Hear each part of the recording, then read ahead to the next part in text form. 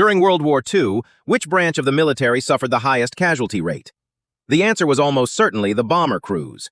On an ordinary mission, 3,000 aircrew members would be sent into the skies. When the mission ended, fewer than 1,000 would return alive.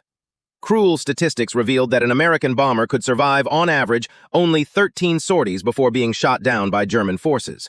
This meant that nearly 600 young lives were lost in the skies every single day. By the end of the war, more than 50,000 American airmen had died.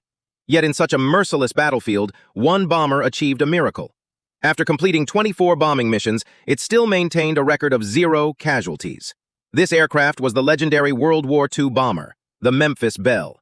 Soon, the Memphis Belle faced its final mission. This time, the United States planned to dispatch 400 bombers to strike a German fighter aircraft factory deep inside enemy territory. German defenses were airtight. Waiting for them were 1,000 anti-aircraft guns on the ground and 200 German fighters already positioned in the sky, forming a deadly net. The crew of the Memphis Belle complained quietly, but they had no choice. According to regulations, once they completed this 25th mission, they would be released from combat and return home with honor. Preparations began methodically. Once everything was ready, the crew put on their gear and boarded the aircraft one by one.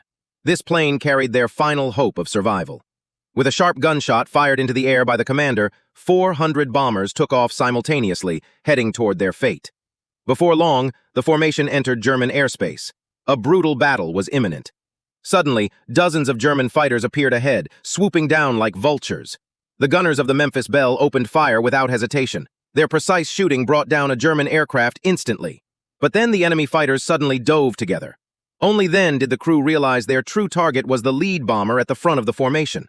Surrounded by enemy aircraft, the lead plane was torn apart by heavy fire, exploding into a fireball and crashing toward the earth. To keep the formation moving forward, the Memphis Belle advanced and took its place as the new lead aircraft.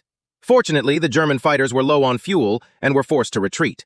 Seizing this brief opportunity, the Memphis Belle led the formation at full speed toward the target zone. Before the factory could even be located, anti-aircraft guns opened fire from the ground.